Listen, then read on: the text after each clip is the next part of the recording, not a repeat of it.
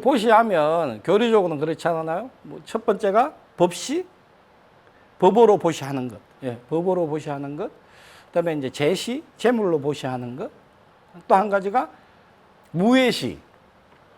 무외시, 두려움이 없는, 없을 무자에 두려울 외자 있잖아요. 이렇게 써서 하는 것. 두려움이 없는 보시. 근데 이제 우리가 알 수는 있어요. 제시라는 거는, 법시라는 것도 아시겠죠. 그죠? 법으로 스님이 법문해 주는 거, 또 여러분들이, 아는 지인들이나 친구들에게 또, 이렇게 하는 것도 다 법시죠. 그러니까 내가 많이 알지는 못해도, 불교에 대해서 이만큼 알아도 친구한테 막 이야기해 주는 것도 법시예요. 불교를 가니까, 또 절에를 가니까, 불교를 믿으니까, 절에를 가니까, 그 스님을 하니까, 이런 이야기가 있어. 참 좋은 것 같아. 이런 이야기 해주는 게 사실 법시입니다. 그다음에 제시는 알다시피 이제 가지고 있는 재물로, 뭐 크든 작든, 이렇게 보시를 해 주는 거. 그다음에 이제 세 번째가 무외시네요. 무외시. 두려움이 없는 보시. 과연 두려움이 없는 보시는 어떤 보시일까? 어떤 것 같아요? 두려움이 없는 보시. 두려움이 없는 보시. 왜 두려움이 없는 보시라고 그랬을까? 이 제가 한 이야기가 아니고 부처님이 하신 이야기예요. 다 불교는 욕심을 버리라, 집착을 내려놔라. 다 그게 귀결이 다 되는 것 같아요. 두려움이 없는 보시는 상대방을, 제가 해석하기에는 그래요. 상대방을 편안하게 해주는 거예요. 상대방을 편안하게 해주는 거예요. 그것만큼 좋은 보시가 어디에 있어요? 그죠? 상대방을 되게 불편하게 하는 사람이 있어요. 표정 하나로. 특히 우리 직장 생활도 마찬가지고, 일상, 세상사 다 그렇습니다. 상대방을 편안하게 해주지 못하는 경우가 되게 많습니다. 왜 그럴까요? 왜? 아마도 자기 기준을 세워놓고 나와 똑같기를 바라기 때문에 그래요. 자기 기준을 세워놓고 나와 똑같기를 바라서 그 사람에게 뭔가가 조금만 그러면 얼굴의 표정이나 눈빛으로, 몸짓으로 드러나게 되는 거죠. 저도 똑같아요. 저도 안 편안하게 해줄 수 있어요. 그래서 그 무외시는 바로, 무외시는 남을 편안하게 해주고 두려움이 없이 나에게 다가오기를, 상대방이 나에게 다가오기를 두려움이 없이 편안하게 해주는 게 바로 무외시인가 아닌가 싶어요. 똑같이 내가 어떤 행위를 함으로 인해서 상대방에게 편안함을 심어주는 것. 그것을 이제 무외시를 할 수 있는 게 바로 무죄칠시가 되지 않을까 싶어요. 그래서 첫 번째 이제 한 개씩 좀 보겠습니다. 무죄칠시 첫 번째가 뭔지 아세요? 첫 번째는 늘 제가 말씀드렸던 것처럼 안시, 눈으로 보시하는 것. 눈빛으로 보시하는 것. 그죠? 눈빛으로 보시하는 것. 보자, 눈빛으로 나한테 지금 큐피트의 화살을 보내는 사람이 한 명도 없네. 예. 눈빛으로 이 보시하는 거 이해가 되십니까? 안 돼요? 눈빛으로 보시할 수 있어요. 부드럽고 편안한 눈이나 마치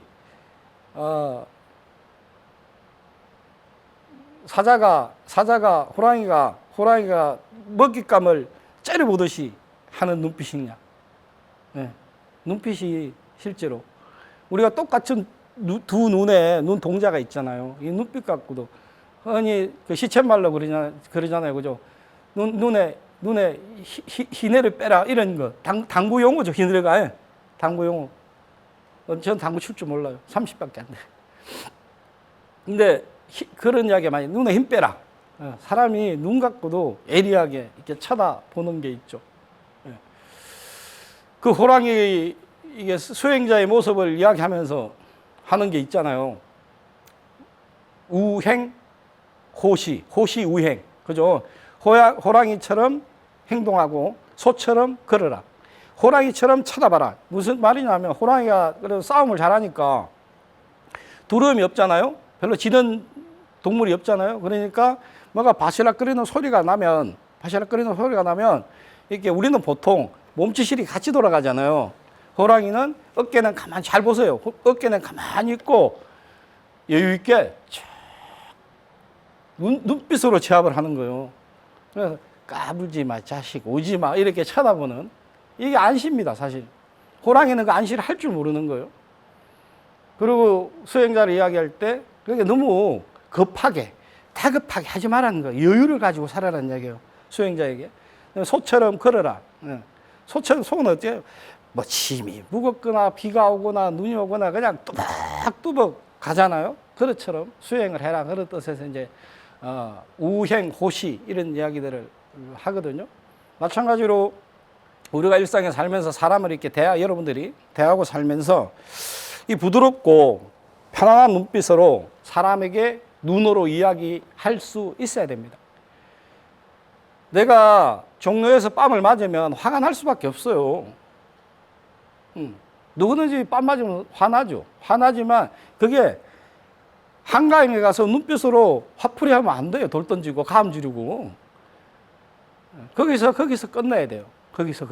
그래서 눈빛으로 우리가 편안하게 이야기할 수 있는 것들을 여러분들이 잘 생각을 해 보셔야 됩니다. 그런데 이게 편안하고 안온한 눈빛으로 상대방을 쳐다보면 상대방도 나에게 그 기운들이 느껴져요. 그렇잖아요. 우리 살아보면 다 마찬가지 아니겠어요? 눈빛만 보고도 저 사람이 기분이 안 좋은지 어쩐지 이런 것들을. 자비롭고 미소 띄는 얼굴로. 아까는 안시는 눈으로만, 눈빛으로만. 이제 화안시는 얼굴 전체로. 우리가 이제 화가 나면 입도 그렇고, 이 입꼬리도 그렇고, 뭐 때로는 막 홍조가 되기도 하고, 그렇잖아요? 화가 나면 홍조가 되기도 하고, 눈꼬리도 올라가고, 험악해지잖아요. 전체적으로. 뒤죽박죽 됐을 때. 그럴 때 이제 화안시를 베풀어야 된다는 이야기입니다. 작더라도 자꾸 여유를 가지는 습관을 들여야 돼요.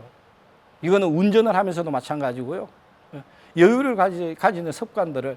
그래야 내가 편안해지기도 하고, 그 속에서 뭐 작은 그 기쁨이나 즐거움들을 느낄 수 있습니다. 여유가 없으면요, 즐거움을 느낄 수가 없어요.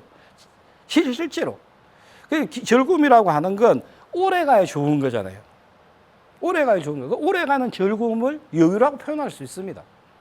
그래서 뭔가가 틈바구니를 들어갈 수 있는 공간을 줘야 돼요. 근데 너무 탄탄한 고무풍선을 만들어 갖고 있으면 이거는 살짝만 해도 막 터질 수밖에 없어요. 그런 마음으로 사실 살아야 되는 사람도 있습니다. 순간적으로. 어느 때? 고3들, 그다음에 취업 준비생들, 그죠? 그런 마음으로 살아요. 약간 그런 세상을 살아가면서 오는 긴장감이니까 그런 것들을 해야 되겠죠. 하지만 일상의 삶은 다른 거죠. 늘 그렇게 하면 숨 쉴 공간이 없으면 안 돼요. 그래야 얼굴이 화안시를 좀 베풀어 낼 수 있습니다. 다음에 이제 세 번째가 아까 말했던 지하 주차장에 차 댔던 사람처럼 언사시네요. 말로 우리가 천장빛도 갚는다기도 하고, 사실 이 말이 이 주동하기로 이 하는 게 굉장히 여러 가지. 사람이 말을 하지 않으면요, 사람이 평가를 할 수 없습니다. 용모만 가지고도 평가가 1차적으로 가능해요. 사실은 아까 두 번째 했던 안시나 화안시처럼 이렇게 얼굴만 갖고도 가능하긴 해요. 그런데 그걸 그 사람이 어떤 사람인지를 딱 알려면 말을 들어보면 알아요. 여러분도 저 마찬가지예요. 여러분들이 저를 처음 오신 분 같은 경우 저를 어떤 사람인지 딱 보면 알 수 있어요. 저 사람이 고향이 어디다. 예를 들어서 사투리를 보고 고향이 어디겠다. 톤을 보고 저 사람이 성격이 급하다, 여유로움이 있구나. 또 말하는 이렇게 논리성을 가지고 교육 수준이 어떻게 되겠구나. 또 지식 수준이 얼마쯤 되는구나. 이런 것 등등이 알 수 있습니다. 이게 말이 굉장히 중요해요. 그런데 그 말이 일상에 이제 우리가 대화잖아요. 오고 감입니다. 오고 감인데 이 오고 감은 잘 해야 되겠죠. 어떻게? 말 안 해도 여러분들이 더 잘 아십니다. 우리 교리적으로는 네 가지가 있죠. 이간질하지 않고, 거짓말하지 않고, 욕하지 않고, 그죠? 그다음에 또 뭐죠? 악구. 양설. 그다음에 뭐죠? 이간질하지 않고, 그다음에 아첨하는 말 하지 않는 거. 이런 것들이죠. 교리적으로는 말로는 그렇게 우리가 할 수 있습니다. 그러니까 천수경 첫 구절에 보면 뭐예요? 그만큼 입을 조심해라. 입을 조심해라는 뜻에서 첫 구절이 정구업진행이잖아요. 입부터 깨끗이 해라. 경전을, 부처님의 신성설은 경전을 읽는 첫 구절에서 그걸 네 더러운 입으로 부처님의 말씀을 읽기가 죄송하니, 거짓말로 진언으로 따나 정구업진언 수리수리 마수리, 그래서 그 세 번 하고 나면 구업이 사라진다. 그래서 이제 체면을 걸어놓고 시작하는 거예요. 그 다음 네 번째가 신시, 뭐 이제 몸으로 하는 거예요. 몸으로 베풀어 주는 걸 신시라고 이야기합니다. 몸으로 베푸는 거는 뭐 제가 이게 여러 가지가 이제 많이 있죠. 그래서 부처님께서 이제 진정한 보시는 상대방이 필요한 것을 보시라. 이런 뜻이죠. 뭐냐? 상대방이 돈이 필요하면 돈, 밥이 필요하면 밥, 마음이 필요하면 마음, 또 육체적인 노동을 함께 해야 될 경우는 육체적인 보시. 이게 신시가 들어가는 거죠. 이게 가장 훌륭한 보시입니다. 또 보시를 하면서도 마찬가지로, 이거는 뭐 절에 보시하는 것도 마찬가지고 다른 사람을 도와주는 것도 마찬가지입니다. 보시를 하면서도 내가 가진 만큼입니다. 내가 하고 싶은 만큼입니다. 적다고 해서 부끄러운 거 절대 저는 아니라고 생각합니다. 단돈 10원이라도 100원짜리 하나라도 남에게 내 것을 덜어준다는 것은요, 보통 마음을 가지지 않으면 힘듭니다. 실제로. 그 또 받는 사람도 고맙게 잘 받아야 되고 고맙게 잘 써야 됩니다. 그거 쉬운 거 아니에요. 부처님 당시 때 보면 꼬마들이 이제 해수욕장 가면 우리 두꺼비 집도 맛이 있잖아요. 그죠? 안 지어보셨어요? 참, 너무 어렸을 때 이야기를 해주나? 해수욕장 가면 두꺼비 집 앉아요. 이게 파내가지고 막 두꺼봐 헌집 줄게 새집도 안 해봤어요? 부처님 당시 때 그렇게 두 어린애가 이제 모래를 가지고 흙장난을 한 거예요. 흙장난을 해서 그래서 이제 모래로 우리 같으면 뭐 성도 만들고 집도 만들고 이렇게 모래 놀이를 한 거죠. 예, 뭐 가재도구도 만들고 이제 했겠죠. 뭘. 애들끼리 그렇게 놀고 있는데 부처님이 가서 딱 쳐다보고 있어요. 안 하고 둘이서 이제 탁발을 나가시다가 갖고 딱 있으니까 똑같은 이야기입니다. 막 그렇게 하는 모습을 이제 보고 있으니까 우리 애들이 이렇게 놀고 있으면 이렇게 보고 있으면 저기 이게 애들 노는 게 귀여우니까 이렇게 보고 있을 거 아니에요? 보고 있으니까 한 아이가 갑자기 이제 스님이니까 부처님이니까 보시를 해야 되겠다는 생각을 가진 거예요. 자, 기특하죠.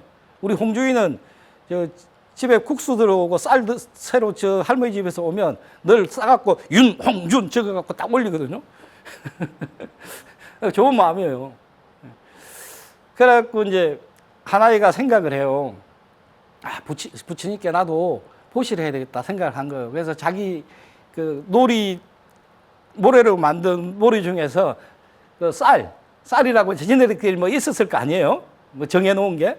그 쌀로 모래로 만든 쌀을 한 줌 떠서 이제 부처님을 드리려고요. 근데 아이는 어리고 부처님은 크잖아요. 크니까 이제 그 애가 좀 대장이었나 보지. 야, 쫄병, 너 엎드려. 그래갖고 걔 등 위에 올라가서 부처님 바루를 들고 있으니까 그 부처님 바루에다가 모래 한 줌을 보시했대요. 어린 마음에. 부처님 이제 협조했겠죠? 그러면서 이제 돌아오는 길에 그래요. 모래를 부처님이 잡수진 않을 거 아니에요. 그러니까 아난한테 말해줍니다.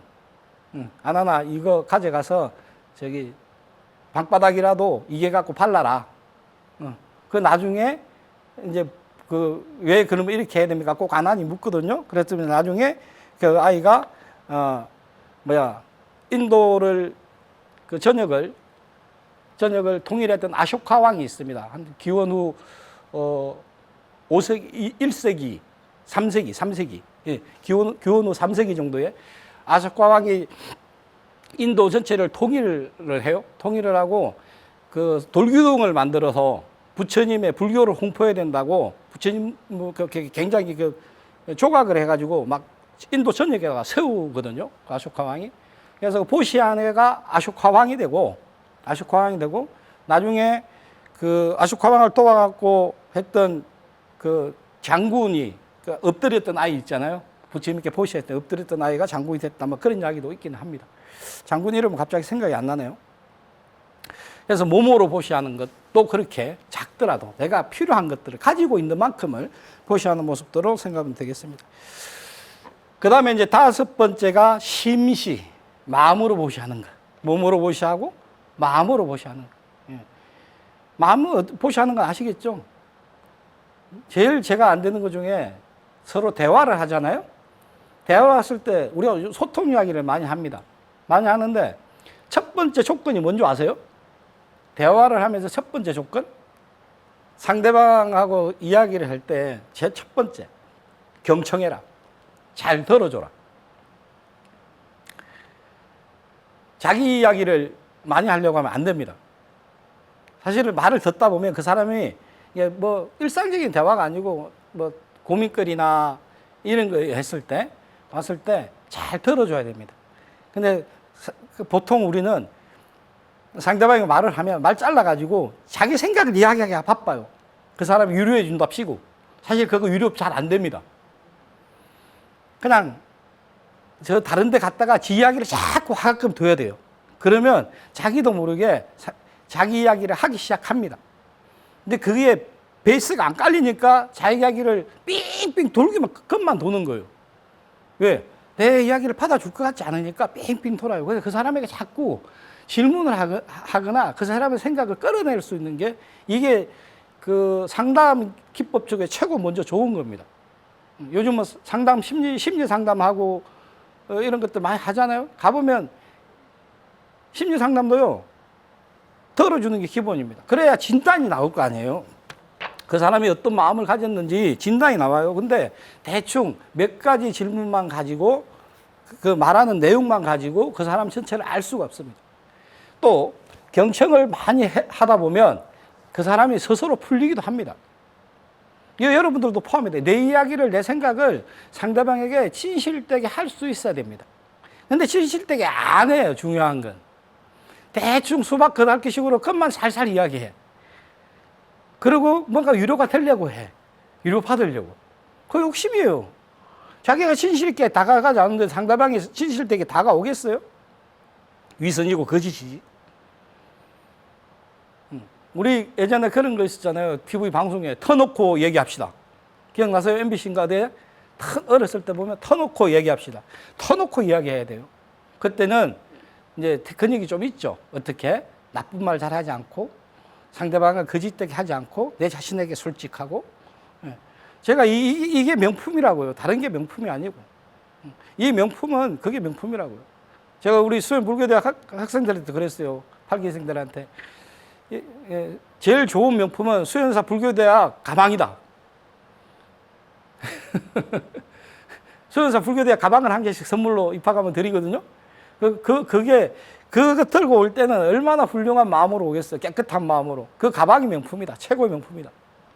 마찬가지로 이 마음의 보시도 상대방을 대하면서 진짜 자비롭고 따뜻한 마음으로 대해야 됩니다.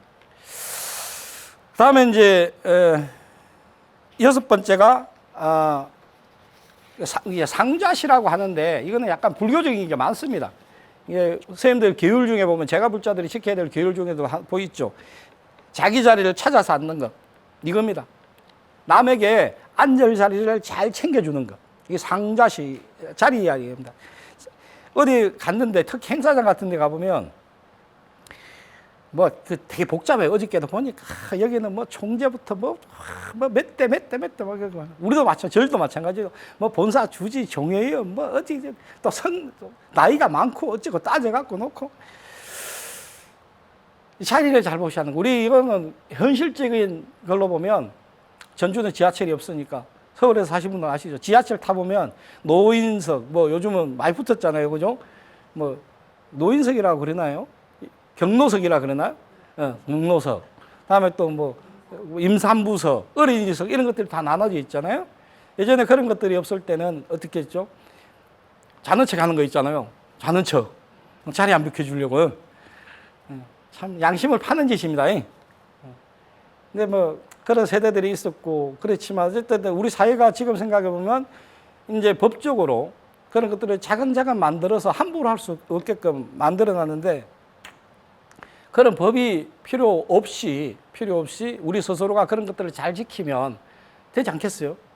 경로도 어른들도 대접해주고 어린아이들도 보호하고 또 뭐 임산부나 또 연약한 여자들 보호해주고 이렇게 학생들 이런 것 우리가 필요할 것 같습니다. 그래서 자리를 잘 챙겨주는 걸 상좌시라고 이야기를 합니다. 이것도 좋은 보시예요. 그러니까 어디 뭐 가보면 아픈 사람이 좀 있거나 좀 불편해 보이면 제가 여기 앉으셔도 돼요. 우리 뭐 예식장 같은 데서도 가볼 수 있고 여러 군데 다 있습니다. 그런 것들 좀 잘 챙기시면 좋을 것 같고 그 다음에 방사시 요즘은 그런 게 잘 없는데요. 남에게 하룻밤 잠재워 주는 것. 혹시라도 친구분들이나 누가 오면 호텔이 뭐 편하죠. 사실은 나서 밖에 보내면 먹는 것도 그렇고 집에서 자면 우리 식구들끼리 있으면 좀 뭐 옷도 편안하게 뭐 짧게 입어도 되는데 누가 있으면 신경 써야 되잖아요. 옷 입는 것도 신경 써야지. 또 밥이라도 챙겨주려면 먹는 거 신경 써야 돼. 신경 쓰이는 건 맞는데 여러분 그 하룻밤 같이 보내고 밥 한 끼 같이 이렇게 도란다란 먹는 게 사람이 사는 정이잖아요. 그런 것도 큰 보시니까 돈으로 해결을 하지 마시고 집 좀 좁다. 우리 사는 거 이래. 그냥 같이 사자. 그래서 그냥 뒹굴뒹굴 그렇게 사는 것도 좋지 않은가 싶어요. 우리 수녀사도 방 많아서 자라 그래도 안 자고 가더라고요. 안 자고 가. 안 자고 가면 뭐 어쩔 수 없고. 그래도 또 자취해 달라 그러면 저 많이 세워줘요. 스님들도 그렇고 제가 불자들도 와서 자고 가라 그래요. 그렇습니다. 그래서 이제 오늘은 무제 7시 우리가 조금 뭐 꼭 보시려 해서가 아니라 세상을 살아가면서 이런 것들은 좀 편안하게 베풀어야 나도 편안해지고 다른 사람들도 편안해진다 이런 뜻으로 무제 7시 말씀을 드렸고요. 이제 한번 끝으로 뭐가 있는지 한번 볼게요.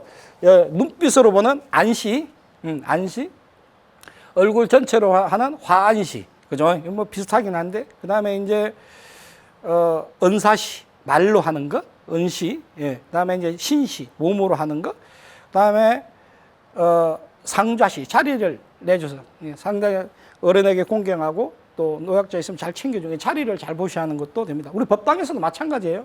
법당에서도 은근히 보살님들 보면 자리 싸움 많이 해요. 그 다음에 이제 방사시, 남에게 하룻밤 잘 재워주는 것. 아마 이거는 뭐 꼭 잠자리뿐만이 아니라 뭐 방사시하고도 비슷한 이야기가 되지 않을까 싶습니다. 그래서 이런 보시들을 일상적으로 하고 늘 말씀드리지만 수행이 삶이고 삶이 수행해야 됩니다. 일상 삶은 아마 부처님은 깨달음 해도요 이 깨달음이 없을 것 같아요. 부처님도